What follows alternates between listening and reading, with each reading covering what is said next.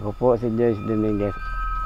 Ang laman po ng kinki ay krudo. Kapag natumba ng bata, masusunog ang bahay.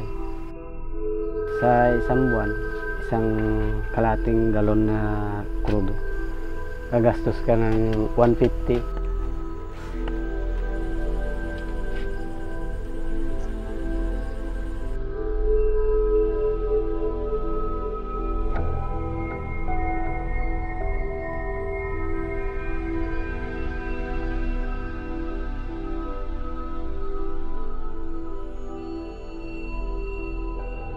Ako nga pala si Kayla Joy A. Dominguez. 11 years old po ako. Pag gumagawa po ako ng takdang arinin ko, ang gamit ko po ay kinki lang. Dahil po wala kaming solar at wala rin po kaming kuryente, kaya nagtitiis lang po kami sa kinki. Gusto ko po makatapos ng pag-aaral at pag nakatapos na po ako, gusto kong maging isang guro.